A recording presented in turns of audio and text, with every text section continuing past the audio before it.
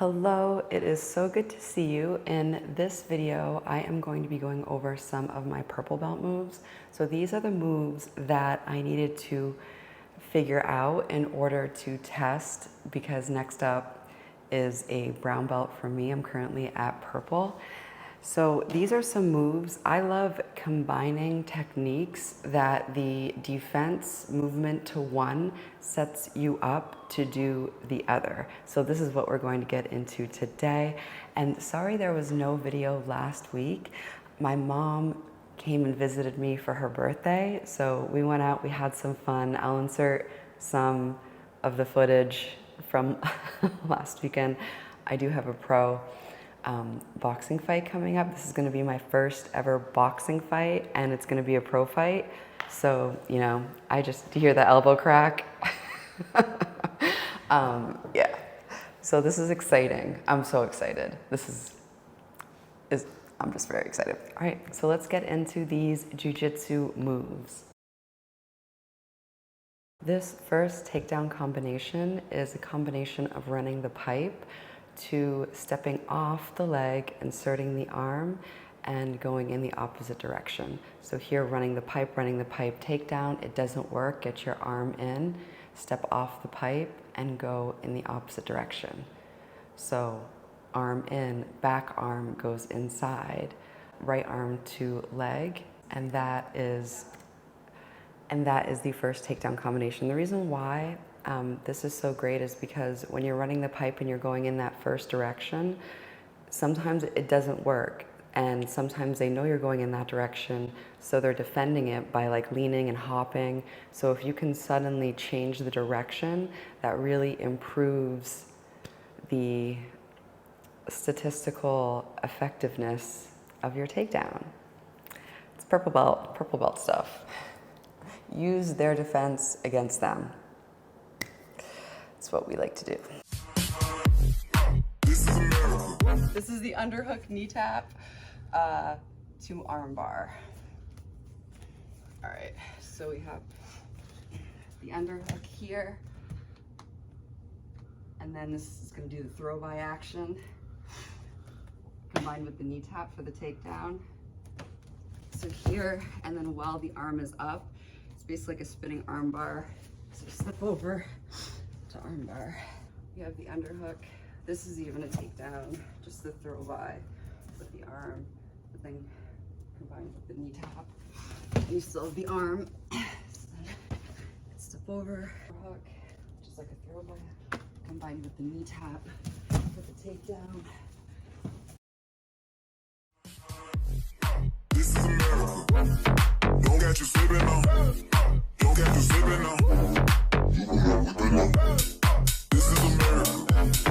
Don't get you sleeping on. Look how I'm living on. Always been tripping on. This is America. Don't get you sleeping on. Don't get you sleeping on. Look what I'm whipping on. Yeah, this is America. Under my area. I got the strap. I gotta carry.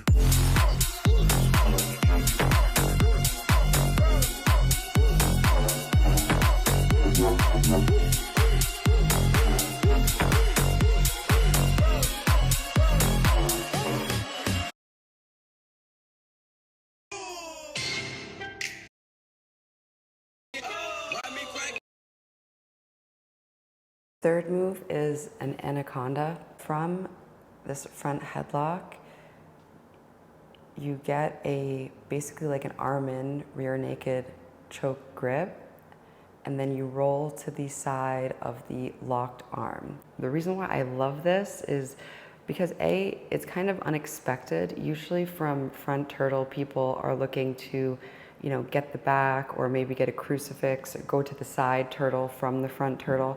I love any type of move where you have a very efficient finish, meaning you can get from position to finish without having to go to any other position. So it's basically like, it's just getting right to the point. This is America. Don't get you sleeping on. Don't get you sleeping on. This is America. Don't get you sleeping on. right, so this next move, I love moves from side turtle. So the outside, whatever side you're on from side turtle, your outside arm underhooks the bicep, your inside hand grips the wrist, and then that creates this type of Kimura trap grip. From there, you hop over their back. Let's play. So you have your grip. From there, you hop over their back to basically like a front turtle, and then you can pivot. So you basically have front turtle with a Kimura, and then you can pivot to land in a step over Kimura. I think this move is so slick. I like this move. All right, now we're gonna add in some bonus moves, because I don't know about you, but anytime I've gone for the fat man roll, I am always like, it shouldn't be called the fat man roll, it should be called the same weight class roll, because a lot of the times when I would try the fat man roll, basically it would just feel like I was pulling them onto me and I was feeling crushed. So I want to show you what I've been doing in order to improve the fat man roll, and some of the moves that we have been learning how to do. So this was the example of basically like the running man. If you feel like they're sprawling out, you can use your feet to basically step, step, step. This is America. Don't get you slipping now. Don't get you slipping now. This is America. Don't get you slipping now. Look how I'm living. This is a classic, basically, way to re-guard. Now, what I love to do is to go for that first move where you're trying to do like the shoulder roll over and then go into the fat man roll. And the reason why, we're gonna have to repeat this a couple times. The reason why I love this so much is for a couple of reasons. When you're going into that shoulder roll to re-guard, you're doing a couple of things. One, you are pressing your weight up against them, and a fight rolling, grappling is a physical disagreement, right? So when your butt is up and your hip is driving into them, they automatically drive back. And then on top of that, when you're in that position, you can get a higher grip on their elbow, above their elbow, and that is key for making the fat man roll work, is that elbow position. And I learned that from my from my wrestling coach. Now, on top of that, on top of them driving into you, going into the direction that you are about to take them, you have a better grip. And then on top of that, you also have, because you are piked up and your butt is off the ground when you go into the fat man roll, you have extra momentum and force because of the distance. Force equals mass times acceleration, baby. You get the butt moving to the ground, so that helps with the momentum. So you have a couple of things. You have a better grip. You have them fighting against what they think you're trying to do. So they're fighting to go towards the direction that you're trying to get them to go secretly. Better grip that, and you have more things going for you. And I have gotten this like live, and it is insanely effective. Pairing them like that. I implore you. All right, let's keep on moving. Oh, this is actually another move. So you can get the outside of their leg and go over. The key here is for that inside knee to block their knee, or else with this move, there's a high risk of getting your back taken.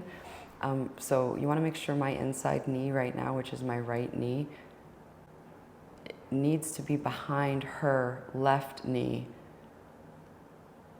in order for this move to work, or else you will get your back taken. And there's nothing more fun than trying to do, the sweet, slick move, and then they just take your back, and you're like, well, I had that going differently in my mind. So grip of the elbow on the inside.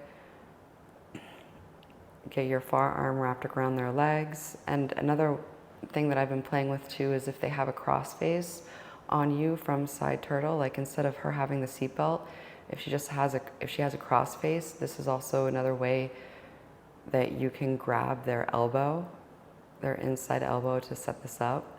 So it doesn't necessarily even have to be a seatbelt grip. It can also be a cross face.